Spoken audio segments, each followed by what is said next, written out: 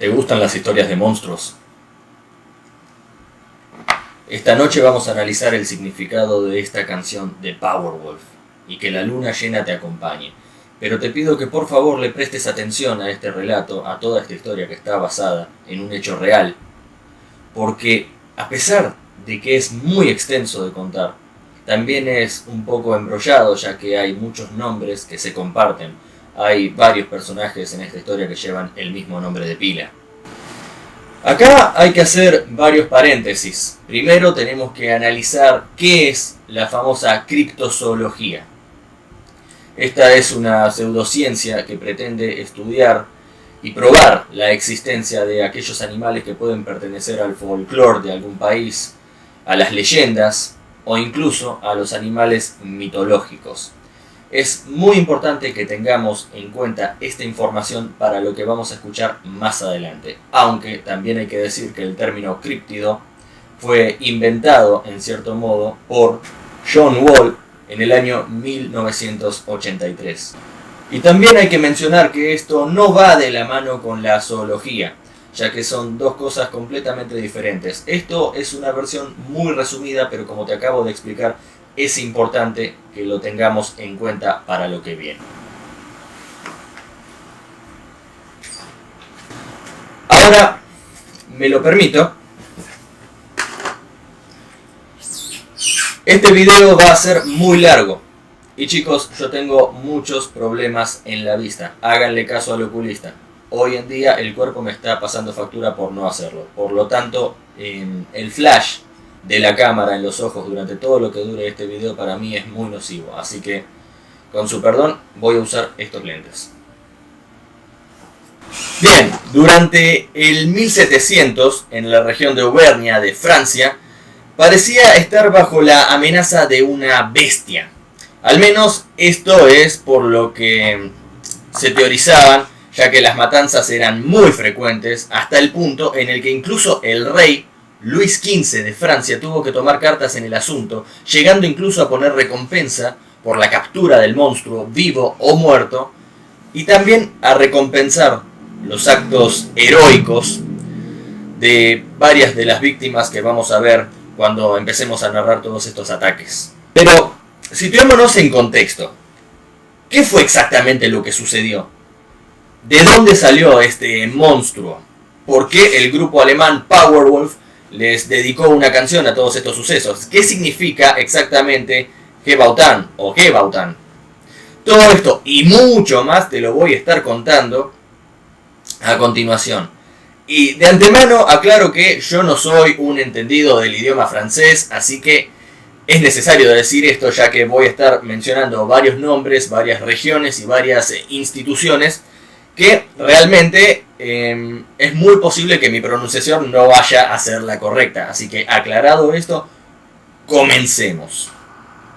Ok, la bestia de Gebaudan es, como nombramos, un animal que entre los años 1764 y 1767 atacó las regiones de Francia. Algunos de los testigos lo describían como un lobo gigantesco o incluso un perro, un canino, un cánido, también que es el nombre científico, parecido a un lobo, algo que no estaba identificado. Los muertos eran frecuentemente encontrados con la garganta completamente destrozada, por eso se lo atribuían a los animales también. El caso es que desde entre los años 1764 y 1767, dos animales, uno que estaba identificado como, les acabo de decir, un lobo grande, un lobo gigante, y otro que era un perro parecido a un lobo, fueron ejecutados. El primero fue fusilado por, y acá el tema de la pronunciación que les explicaba hace un rato, Francois Antony, que era el portaarcabuz del rey de Francia, en septiembre de 1765, en el dominio de la Real Abadía de Chasses. Y entonces, a partir de esta fecha, digamos, los periódicos y la corte del rey de repente se dejan de interesar en todo este asunto de los ataques de una misteriosa bestia. El segundo animal fue abatido por John Chastel el día 19 de junio del año 1767. Ahora, según la tradición, el animal que fue muerto por este hombre era o habría sido sin ninguna duda, la famosa bestia de Gévaudan. ¿Por qué dicen esto? Porque después de que este señor lo matara, no se registraron supuestamente más ataques de esta bestia. Entonces da lugar a la especulación de decir que fue este hombre quien la terminó asesinando. Ahora vamos a trazar una línea cronológica para poder entender un poco mejor todos estos asuntos, porque como les digo, este va a ser un video muy largo, porque justo a Powerwolf se le dio por lanzar una canción sobre un tema que desde siempre me apasionó investigar. Así que como va a ser largo, yo te aconsejo que te sirvas alguna bebida de tu preferencia y le prestes atención, suponiendo que te gusten este tipo de historias. La primera víctima oficial, digo oficial porque fue la primera en documentarse, había sido, digamos, una vaquera, y fue Janie Boulet, una chica de apenas unos 14 años que murió el 30 de junio de 1764.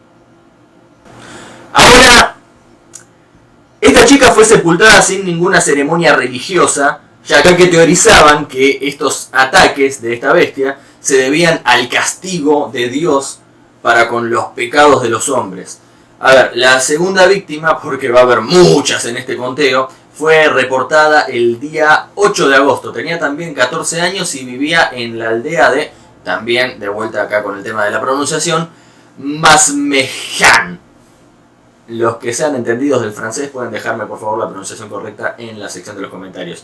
Yo voy a hacer este video porque me apasiona esta historia, pero no soy un lingüista. Yo sé inglés, no francés. Pero bueno, esta era una parroquia de Puy-de-Laurent. Tanto esta como la otra chica murieron en la ciudad de Alliert. A ver, las siguientes, desde finales de agosto hasta septiembre, fueron asesinadas en los alrededores del bosque de Mercoire. Bien, es en este punto de la historia en donde aparece un personaje muy interesante, que es el capitán Duhamel. ¿Quién es este capitán y cómo llega a todo este embrollo? Bueno, te lo voy a estar contando a continuación. El administrador de la diócesis de Mende, que se llamaba Etienne Lafont, que se encontraba en Marvejols a finales de agosto, decidió enviar a ese lugar a unos cazadores, que estaban dirigidos por el señor Mercier. Como ayuda, digamos, debido a que ya se estaban acercando a la región de Langogne, o Langon, como se pronuncie. Pero, sin embargo, pronto Lafont se dio cuenta de que estas cacerías no iban a alcanzar, no eran suficientes para el grado del problema que tenían. Por lo tanto, le advirtió de esta situación al señor Saint-Priest, también al intendente de Languedoc y al conde de Montcalm, que era gobernador de esta provincia. Tampoco soy un experto en la geografía francesa, pero bueno, se hace lo que se puede. El intendente es quien da la orden de que el capitán Duhamel intervenga junto con sus dragones. Y no estamos hablando de dragones persiguiendo a una bestia que fácilmente podría ser un grupo de hombres lobo. Eso hubiera sido demasiado épico.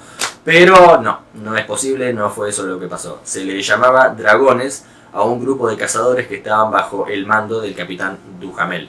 Y sí, la vela queda un poco mejor acá. Cuestión que ellos habían comenzado la cacería el día 15 de septiembre de ese mismo año, pero no solos, ya que casi todo el pueblo se armó para ayudarlos. Vamos, también estaban metidos en el mismo problema, aunque no fueran cazadores profesionales.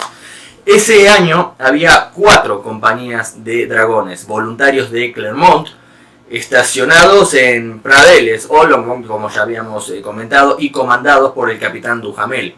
El capitán y asistente mayor, además. Estos soldados, ¿cómo lo explico? Estaban presentes en los alrededores de toda esta tierra de Cevenes, o Quévenes, debido a conflictos con los comisados a principios del siglo, que era entre 1702 y 1715. No olvidemos que también hacía poco que había terminado la Guerra de los 7 años. Pero bueno, esa es una historia para otro video quizás.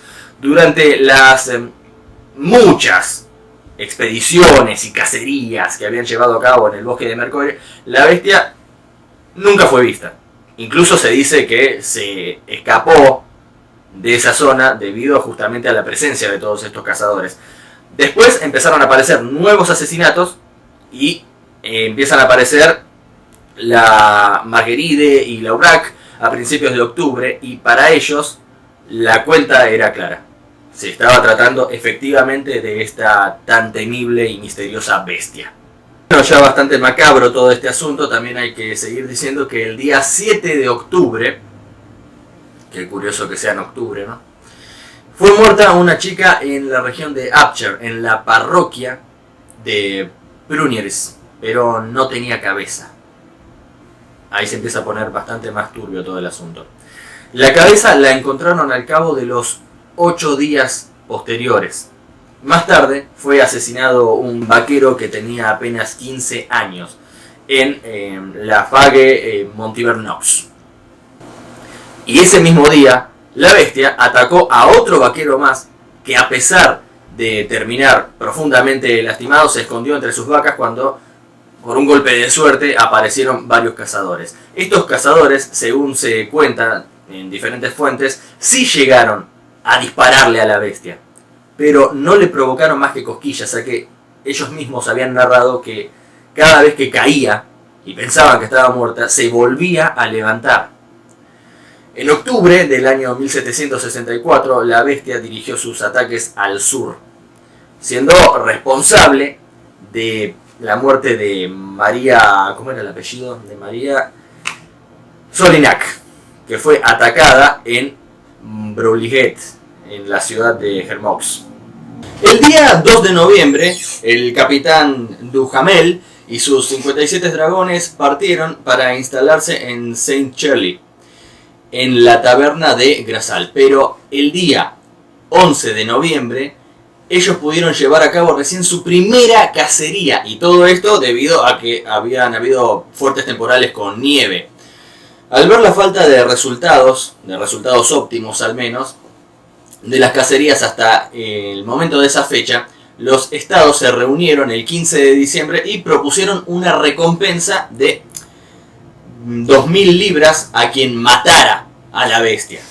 Al ver lo complicado de este asunto, ya incluso se toma el recurso de la fe religiosa, y más en aquellos tiempos. Y entonces los credos llaman a la oración. Ahora, el día 31 de diciembre del año 1764, el obispo de Mende, el monseñor Gabriel Florent de Chosilao-Beaupré, de nuevo no sé si lo pronuncio correctamente, que también es conde de Gévaudan, llamó a la oración y a la penitencia.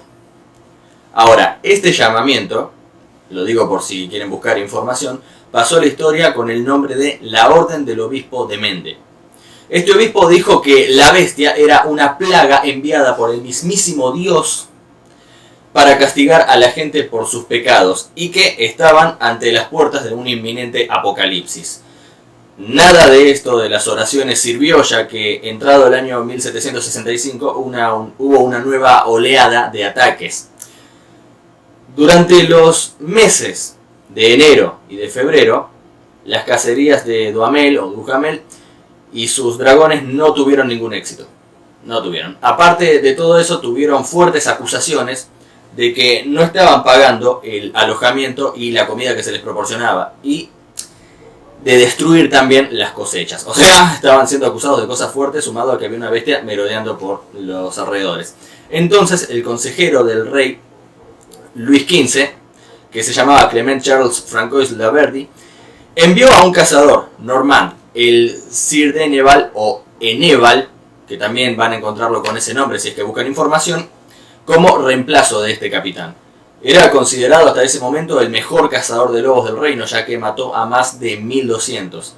Martín de Neval y su hijo fueron a Gévaudan a mediados de febrero, aunque yo me permito dudar de la reputación de este señor, y más adelante, bueno, van a ver por qué.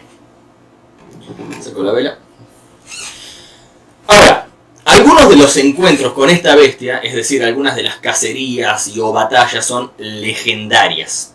Tal es el caso de la famosa La Batalla de Portefeuille. Y ahora te resumo brevemente de qué fue lo que pasó. Bueno, resulta de que antes de que llegaran estos de Eneval, la bestia atacó a 7 niños en Villaret, parroquia, y perdón de nuevo por mi pésima pronunciación, Chaneleiles.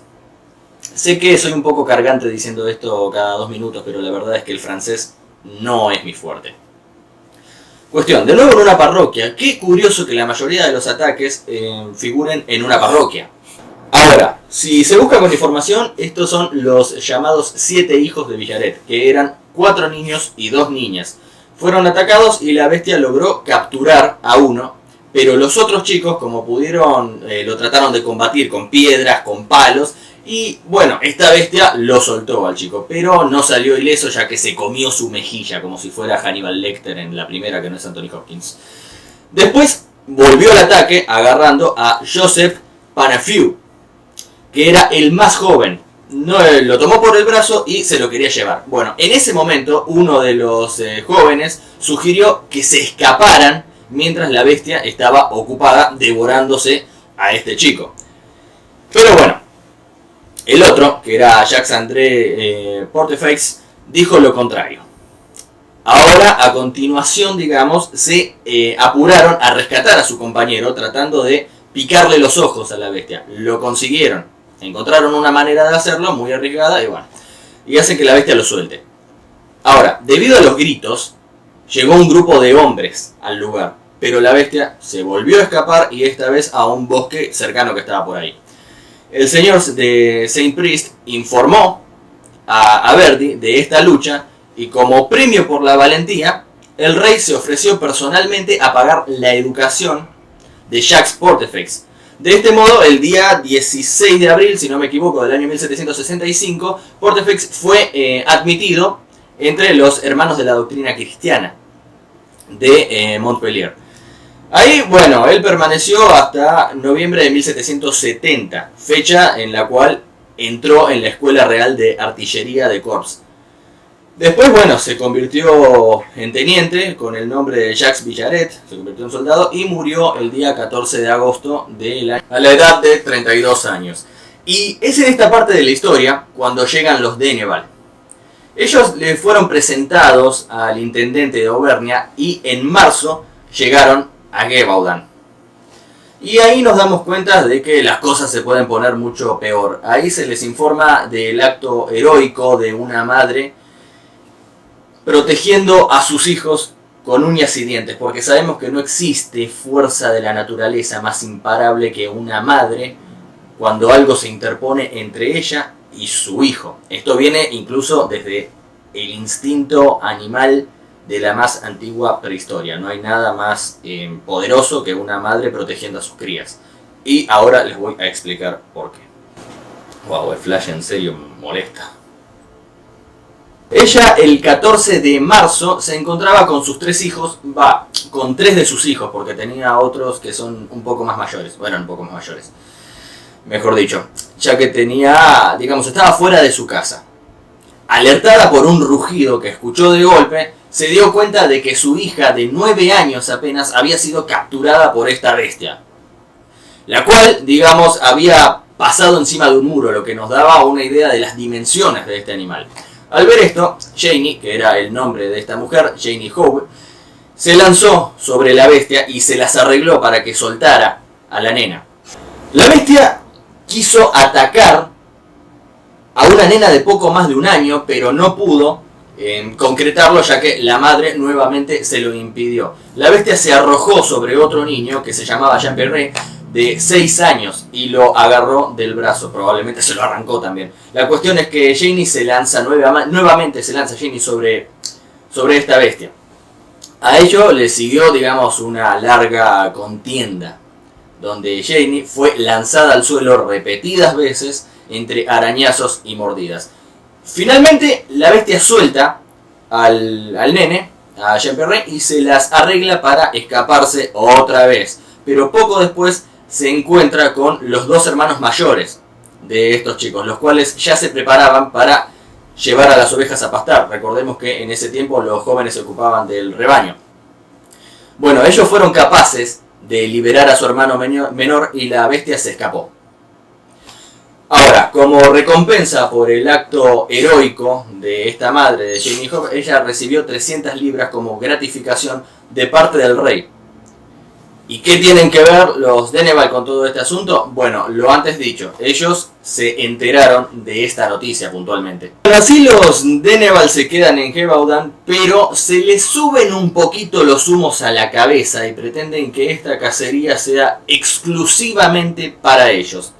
Parece que tenían delirios de estrellas de rock, aun cuando casi un país entero estaba siendo atacado por andar a saber qué clase de bestia.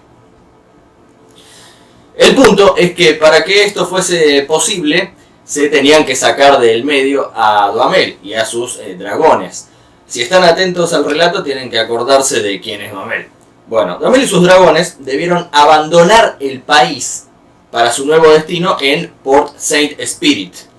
Pero, sin embargo, los Deneval tardaron bastante en iniciar la cacería. La primera intervención de ellos fue el día 21 de abril. El objetivo parecía ser traer a la bestia hasta Pruneires, que era un bosques pertenecientes al conde de Monaquies. Pretendían acercarse a la bestia, pero esta se pudo escabullir sin que siquiera le pudiesen disparar. Tremendos cazadores. Sobre qué se hacen los rockstars, se toman su tiempo. Esto, más otros datos que les voy a estar contando ahora, es como decía recién, que me hacen dudar de la reputación de este gran cazador que mató 1200 lobos. En fin, en abril del año 1765, la historia de la bestia se extendió por toda Europa.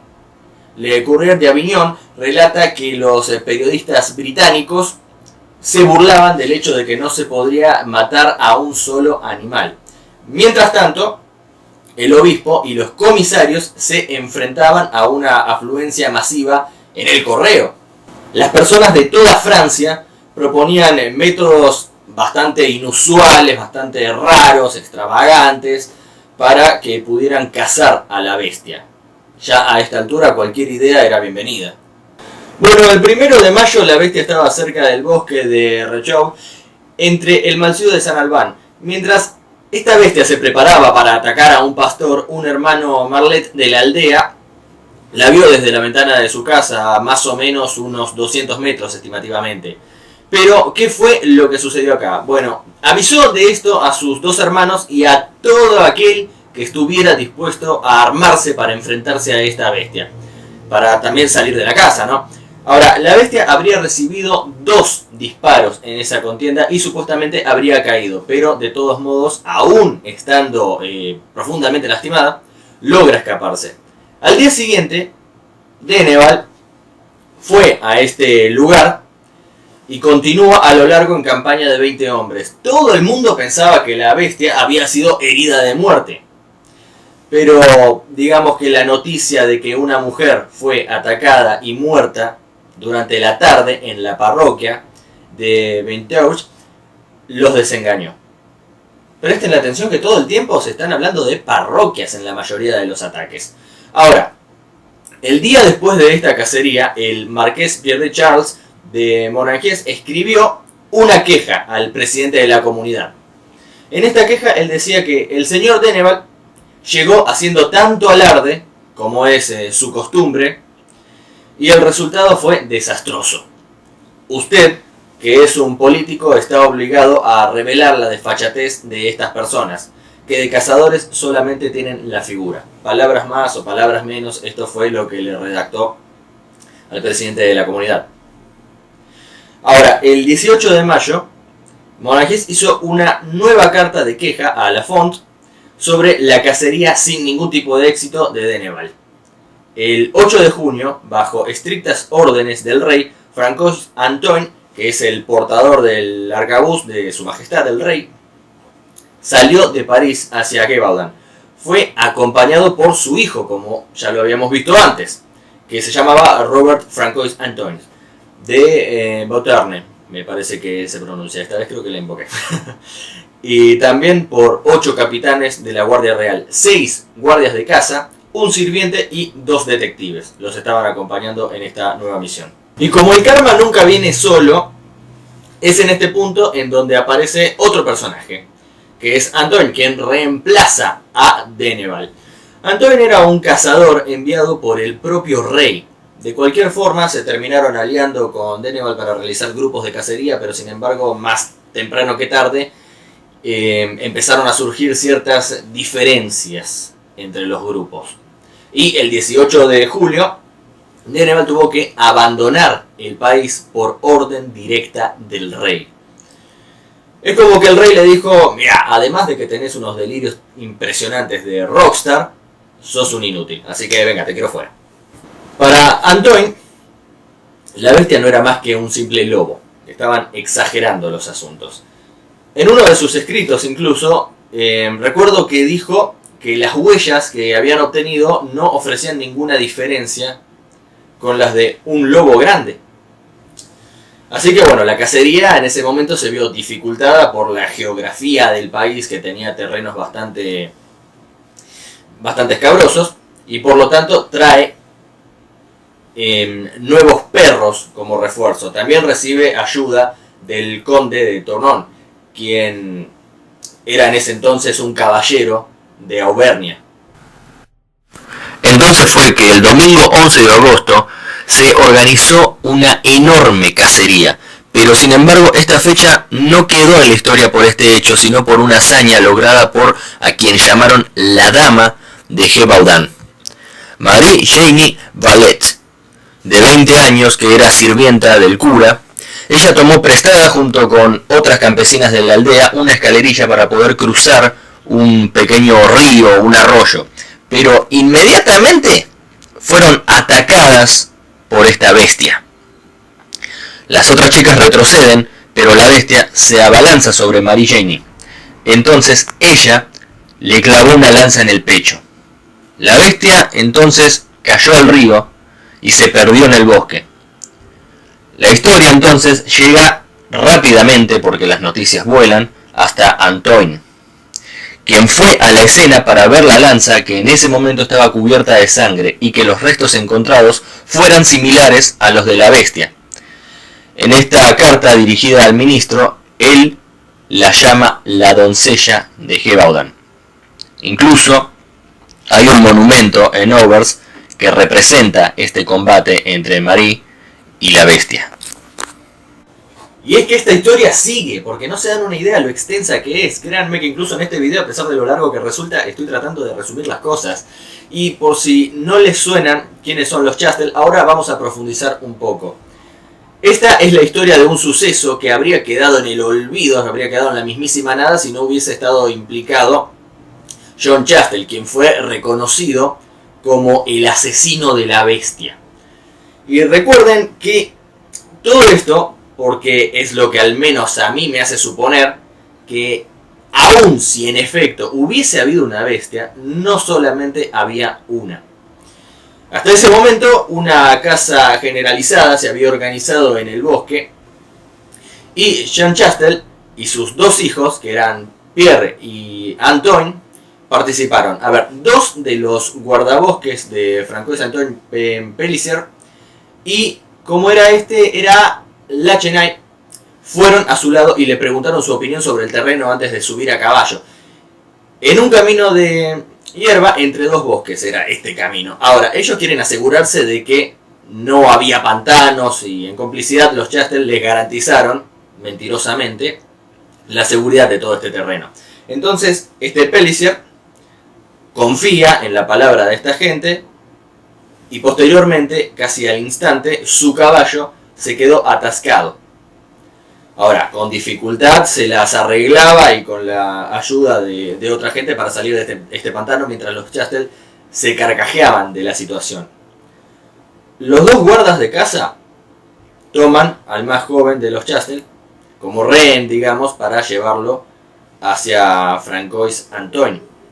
Ahora, el viejo y el padre, el sacerdote, toman a Lachenay y le exigen que libere al joven. Mientras tanto, Pélissier va en su ayuda y él también estaba metido en este problema. Los guardabosques, digamos que por lo tanto, se ven forzados a efectuar una retirada. Por la noche, ellos escriben durante un par de minutos para denunciar todos estos hechos. Y bajo la orden de Francois-Antoine, los Chastel son detenidos y encarcelados. Ahora, La orden de Francois fue que no los dejen salir más que 4 días después de que su salida se haya hecho de esta provincia. El hecho de que hubo una disminución de los ataques de la bestia durante este periodo de encarcelamiento muestra, para algunos autores que se han dedicado a escribir y a documentarse sobre todo este suceso de la bestia, muestra que hay un evidente vínculo entre la familia Chastel y este monstruo. Pero es que acá no termina la cosa. A ver, acá encontramos con el ataque llamado el lobo de Chasses. Pero ¿de qué se trata todo esto? Bueno, ahora prestame mucha atención que te lo voy a estar contando. Ahora situémonos también en contexto. En la segunda quincena del mes de septiembre, entre el día 20 o el día 21, Francois Antoine es advertido de que hay un gran lobo merodeando, tal vez una bestia, cerca del bosque de las damas de la abadía de Chasses, cerca de Saint-Julien-de-Chasses. A pesar de que este monstruo nunca había estado en ese lado del río de Allier, Antoine decide dirigirse allí. Ellos rodearon el área del bosque de manzanos con la ayuda de 40 tiradores, y fue él, Francois Antoine, quien termina hiriendo de muerte al animal, el cual se encontraba supuestamente a 50 pasos de él. Él dispara y la bestia cae, pero la bestia se levanta y lo ataca. Ahora, el guardia Richard, que estaba cerca, tira a su alrededor y derriba al animal. Según los escritos de Francois Antoine, este animal no era más que un lobo de gran tamaño que pesaría unas 130 libras. Después de todo esto, al animal lo transportaron a Sauges, en donde sería disecado por el señor Baker, que es un cirujano de la ciudad. Según lo que cuenta el informe oficial, varios testigos confirmaron que este había sido el animal que los atacó. Lo curioso es que entre los testigos estaban Marie-Jeanne Valette y su hermana. Bueno, casi inmediatamente después de la redacción de este informe judicial y de los festejos obvios, ¿no?, de la victoria ante este monstruo, Antoine de Beautern, el hijo, carga del animal en su caballo para irse a París, capital de Francia. Ahora, pasó por Saint-Flour para mostrárselo al señor Montluc, llegó también a Clermont-Ferrand en la noche y allá él mandó a que embalsamaran al animal, que por desgracia hicieron un pésimo trabajo. Y más adelante vemos que no se pudo conservar. El 27 de septiembre, Antoine de Beautern dejó Clermont y con el animal llegó a Versalles el 1 de octubre. El animal fue puesto en exposición en los jardines del rey. Mientras tanto, Francois Antoine y sus guardabosques se quedaron en Auvernia. Y a continuación, con la casa de los bosques y en los alrededores de la abadía real de Chasses, que fue el lugar en donde una loba y sus cachorros habían sido avistados, el último de estos cachorros fue asesinado el 19 de octubre, porque sí, fueron y mataron a la loba con sus cachorros. No es que lo justifique, saben que detesto el maltrato animal, pero dadas las circunstancias y la época, no es descabellado. Cuestión, Francois Antoine y quienes lo acompañaban salieron del país el 3 de noviembre. Oficialmente, la bestia de Gévaudan está muerta, asesinada por el portacabús del rey, que es Francois Antoine. A nadie le importaba lo que sucediera después de todo esto. Igualmente, el lobo de Chasses era reconocido como la bestia. Esto se confirmó en el año 1770, cuando Francois Antoine fue visto portando un lobo moribundo que simbolizó a esta bestia. Y felizmente todo eso terminó ese día. ¿O no?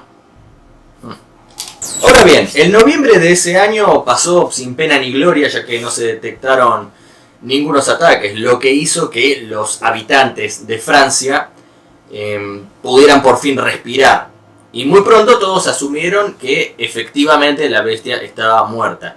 Y así era, una bestia estaba muerta, aunque pudieron haber sido más o quizás, como les voy a explicar más adelante debido a algunas teorías que hay, todo sea una cadena de casualidades. Bueno, se cuenta en una carta fechada del día 26 de noviembre, Lafont también indica al intendente que no se oye hablar de absolutamente nada relacionado con los ataques de la bestia. Pero pronto los rumores empezaban a relatar que hay ataques nuevos presuntamente cometidos por este monstruo. Entre estas personas, ¿no? Estos ataques son esporádicos hasta principios del año 1766 y tanto Lafont como la gente del pueblo no sabían si atribuir estos males a la bestia o a los lobos, a las jaurías de lobos que no dejaban de existir, no porque hubiera una bestia merodeando dejaban de existir los lobos en Francia. Sin embargo, el día 1 de enero, el señor de Montluc, en una carta al intendente de Auvernia, parece convencido de que la bestia volvió a aparecer. Esto hace alertar al rey, pero él no quiere escuchar hablar de esta bestia, la cual según su arcabuz ya estaba muerta desde hace algún tiempo. A partir de ese momento, los periódicos comenzaron a dar informes de más ataques ocurridos en Gévaudan o al sur de la región de Auvernia. El 24 de marzo, los administradores de Gévaudan se encontraban en la ciudad de Mende, en Thiene-la-Font, y el joven marqués de Apcher, que era, bueno, defensor de envenenar a los cadáveres de los perros y llevarlos a los pasajes más habituales de la bestia. Los ataques también se incrementaron durante el mes de marzo y los señores del país se percataron de que su salvación no provenía de la corte del rey. La bestia parece que ya no había ganado tanto terreno como antes. Y en efecto, ella se fija en la región de las tres montañas, el Monte Monchet, Monte Grand y el Monte Chauvet. Estos tres picos están separados por unos 15 kilómetros más o menos uno del otro. Las medidas que adoptaron al final terminaron siendo insuficientes, terminaron siendo ineficaces, terminaron siendo completamente en vano.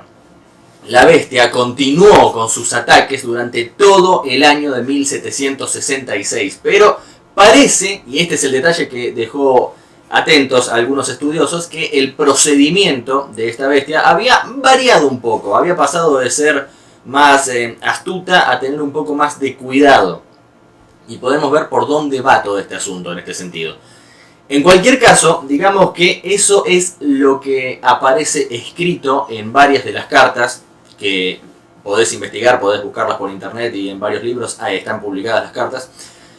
Cuestión, en las cartas de las del cura de Lorcenes, que es el canónimo de Olier, dirigidas al administrador Lafont.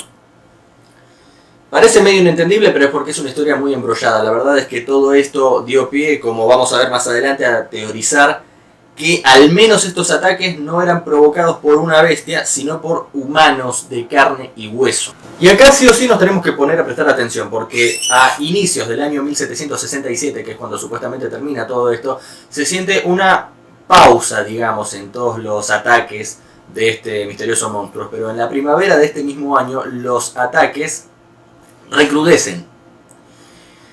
La gente que estaba totalmente asombrada de todo esto y que no sabía muy bien qué era lo que terminaba de suceder, no podía hacer otra cosa más que ponerse a rezar. Mientras tanto, aumentaron los peregrinajes, aumentaron los éxodos y principalmente todos estos se dirigieron hacia Notre Dame, pero hay varios Notre Dame. Está Notre Dame de Beaulieu, está Notre Dame de Stores y bueno, la catedral. Un hecho conocido que pasó a principios del mes de junio, según la leyenda todo esto, es que John Chastel hizo bendecir 3 esferas que después de esto fueron fundidas en medallas para el sombrero de la Virgen María. El día 18 de junio se informa que el marqués de Apcher había divisado un día anterior a la bestia cerca de las parroquias. Otra vez las parroquias. Bueno, el marqués decide llevar a cabo un golpe en esta región, el monte Monchet, en el bosque de la Tenaceire, el 19 de junio. Varios vecinos se ofrecen como voluntarios para acompañarlo. Entre ellos está el famoso John Chastel, que es un cazador de muy buena reputación. El último caso fue encontrado en un lugar conocido como Sogne-d'Auvergne, que no sé si lo pronuncié bien, se escribe Sogne-d'Auvergne. El animal fue visto en un cruce de caminos en una intersección y recibió un disparo en el hombro. Rápidamente los perros del marqués llegaron para poder atrapar a esta bestia. A partir del disparo, la leyenda sigue conservando el discurso de Pierre Porcher de que ha estado en su familia, digamos, por generaciones, que dice que cuando llegó la bestia, Chastel recibió las letanías de la Virgen María, las recordó muy bien, pero por un sentimiento de compasión y un sentimiento de confianza con la Madre de Dios, él terminó sus oraciones, después cerró su Biblia, guardó sus lentes en el bolsillo, tomó el arma y mató de un disparo a la bestia. 8 días transcurrieron y después de que John Chastel había destruido supuestamente a la bestia, según varios testimonios, el día 25 de junio un lobo había sido visto, el cual fue asesinado por John T. Rice, el cazador del Monseñor del Tour de Auvergne. Recibió cerca de 48 libras de gratificación por esto. Así que después de todo esto nos queda preguntarnos qué pasó con el cuerpo de la bestia.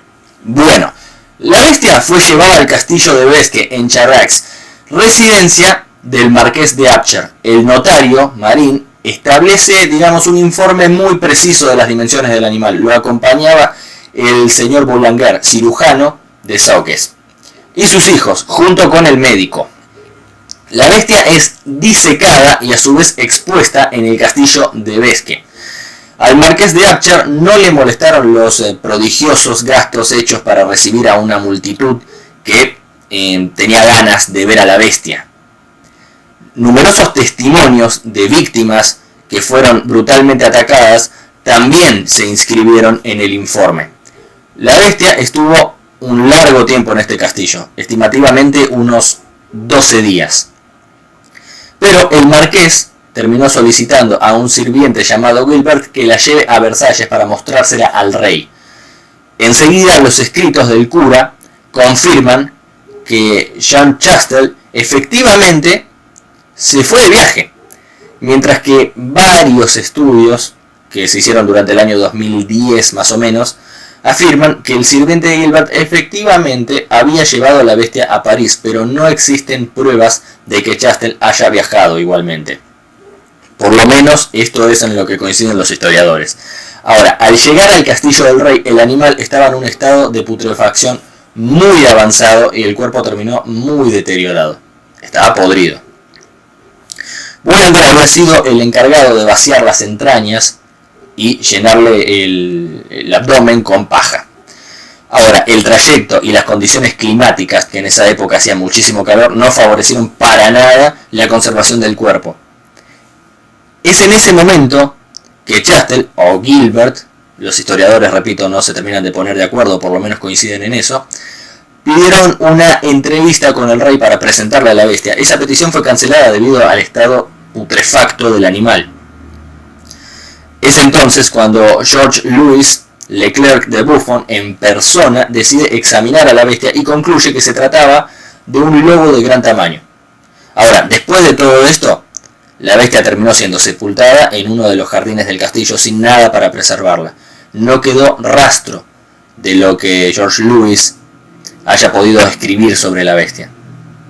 Así que en una reunión efectuada el 9 de septiembre, los estados particulares de Gevaudan otorgaron a Jean Chastel una modesta recompensa por el valor de 72 libras. Técnicamente es él quien mató a la bestia y le terminaron dando una recompensa mucho menor que aquellas personas que, aunque hayan hecho actos heroicos, no pudieron aniquilarla. Al menos esta es la opinión de un servidor. Habiendo visto toda esta historia para repasarla y tener un poco más claro todo este asunto, me tomé el trabajo de hacer un pequeño esquema cronológico de los ataques. Del año 1756 a 1763 duró la Guerra de los 7 años. Eso es un tema para un video para otro día. Entre abril y mayo de 1764 se registraron los primeros ataques de un animal salvaje. 30 de junio de 1764. Jane Boulet es la primera víctima oficial de la bestia. 15 de septiembre de 1764. Comenzaron las cacerías de Duhamel. 2 de noviembre del año 1764. Duhamel se instala en Saint-Chély. 31 de diciembre de 1764. La carta pastoral del obispo. 12 de enero de 1765. La lucha de Portefeuille. Marzo de 1765. Llegada de Denneval. Día 8 de junio de 1765. Francois Antoine deja París por Gévaudan. 22 de junio de 1765. Francois Antoine se instala en Malzieu. 18 de julio de 1765. Los Denneval dejan Gévaudan. 11 de agosto de 1765. La famosa lucha de Marie-Jeanne Valette. 16 de agosto de 1765. Jean Perret y Antoine Chassel son encarcelados. 21 de septiembre de 1765. El lobo de Chasses es abatido. 1 de octubre de 1765. Antoine de Villeuterne presenta la bestia al rey. 3 de noviembre de 1765. Francois Antoine deja Gévaudan. 20 de diciembre de 1765. Muere Luis de Francia. 18 de junio de 1767. Jean Chastel caza a la bestia de Gévaudan en la zone de Auvers.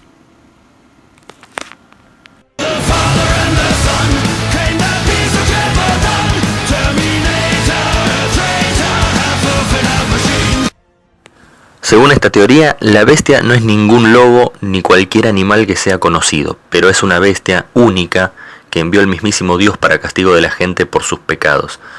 Ahora, esta teoría es de un lugar que considera como la primera historia de la bestia, el cura Pierre Procher. Este nació en Masset, cerca de Julianges. El cura estuvo en Saint-Martin de Vaux y estampó por él mismo los libros que escribió. Para él, esta plaga fue enviada por Dios, principalmente a causa de la desaparición de Séverin de la lista de los obispos de Mende. Séverin, quien había sido discípulo de Martial de Limoges, por mucho tiempo fue considerado como el evangelizador de Gévaudan en el transcurso del siglo III, pero él pudo de esta hacer una buena o mala interpretación de los textos, quien hizo confundir a Séverin de Gabala en Sigue. Por esta razón es que el obispo Gabriel Florent fue desclasificado de la lista de obispos en el año 1763, muy poco después de los primeros ataques de la bestia.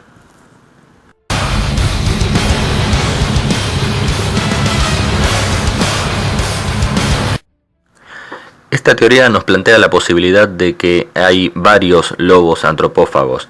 Esto se evoca de una familia de lobos desde los años 1960, que según esto era lo que estaban estudiando. Estos 3 lobos, según el obispo Xavier Pic, habían sido capturados por los hermanos Marlet.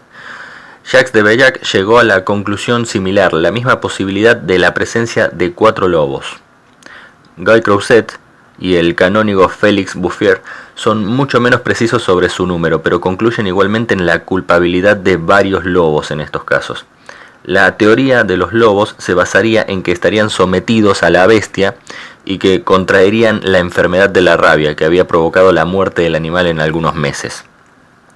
Una de las primeras teorías fue avanzando en el momento de los acontecimientos, que quien vio a la bestia la calificó como un animal exótico. Recuerden, el contenido de esta evocación en efecto fue una bestia feroz, desconocida en el ambiente. El animal con más frecuencia considerado sería hiena, que se escapó de la famosa feria de Beaucaire. Ahora, Guy Crouzet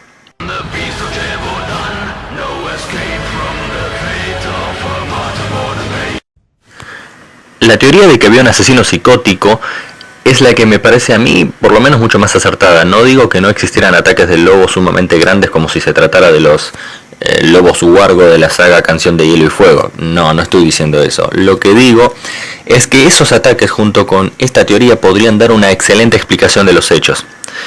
Vamos al caso. El Dr. Puig, que era profesor catedrático de la Universidad de Medicina de Montpellier, avanzó de esta hipótesis en 1910 más o menos.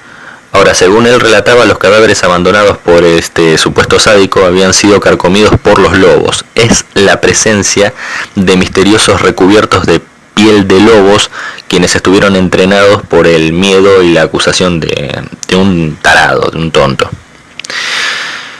A ver, el término sádico se relaciona con una escena de ciertos asesinatos donde las cabezas fueron encontradas cortadas y los niños desnudos. Recordemos de estos hechos que los relaté hace un rato, es decir, fueron atacados por la bestia. Muchos niños fueron encontrados desnudos, lejos de su casa y completamente dispersos. Ahora, se puede hacer una referencia, por ejemplo, a una carta de La Font a Saint-Priest. La madre, que no es indicativo de no volver de nuevo, estuvo en este prado donde encontró los huecos del nene sobre el camino.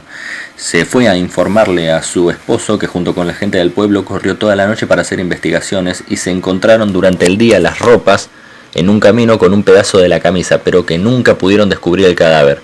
En cambio, el 25 por la noche sí encontraron el cuerpo, el cual estaba totalmente desnudo. Las artimañas similares, digamos, son descritas por Antoine de Beauterne en el proceso verbal regido el 9 de septiembre de 1765, algo que es fascinante de leer. Dice que una muchacha de 12 años fue hallada ayer por la noche y encontraron parte de la prenda de vestir totalmente rasgada, junto a un charco de sangre. Más arriba se encontró parte de sus enaguas totalmente deterioradas y mucho más arriba se encontró el cuerpo de esta muchacha. Ahora, esta hipótesis responde de igual forma sobre los muchos casos de decapitaciones. Recordemos, como ya dije, que a lo largo de todo este relato hemos visto que muchas de las víctimas habían sido decapitadas. Según el autor Michael Lewis, y cito, entre comillas, es una aberración creer que un animal decapite a sus víctimas. Desde un punto de vista nutricional, la cabeza de un hombre no sería una de las partes más interesantes. Un total de 14 víctimas habían sido encontradas con la cabeza cercenada, entre estas la jovencita Agnes Morges. Y el 21 de diciembre de 1765, una nena de 11 años, que era la anteriormente mencionada, fue degollada y comida por los animales. Ahí se encontró su ropa y pedazos de su cuerpo desnudo, como si ella hubiese acabado de nacer y espantosamente mutilada. Su cabeza estaba destrozada en 6 partes. El cuello, los hombros y el pecho habían sido completamente devorados, así como la pantorrilla de una de las piernas. Ahora, cabe recalcar que ningún escrito relata que un habitante de Gévaudan haya visto a la bestia decapitar a una de sus víctimas. De hecho, si estuviste prestándole atención a este video, cada vez que daban parte de los ataques, en ningún momento mencionaban una decapitación. Ahora, según Gerard Menatori, los casos de degollamiento humano por los animales existen, pero son extremadamente raros. Ningún caso de decapitación puede ser revelado. Ni la mandíbula de un lobo sería suficiente para hacer esto. Esta hipótesis tuvo una repetición, pero no implica más que a uno o máximo 2 personas. El caso es que tranquilamente podría haber habido varios asesinos que degollaban a sus víctimas, las desnudaban y, deshaciéndose del cuerpo, estos después habían sido devorados por los animales, que explicaban la garganta y la cabeza completamente destrozada, como carroña. Todo por el video de hoy. Por circunstancias completamente ajenas a mí, de la mitad del video en adelante tuve que utilizar este tipo de imágenes y narrarla, la historia. Saben que no cuento con demasiado tiempo, pero no quería dejar de subir un video sobre esta canción del mítico grupo Powerwolf, porque hay mucho que aprender de esta historia. Les voy a estar dejando mis redes sociales a continuación por si quieren seguirme. Uso Facebook, uso Twitter, pero estoy mucho más activo en Instagram. Y sepan que si les gustó esta historia, este acontecimiento histórico, es más que probable que voy a estar haciendo una segunda parte muy pronto. Suscríbete al canal si te interesa este tipo de contenido. Te mando un abrazo gigante y buenas noches.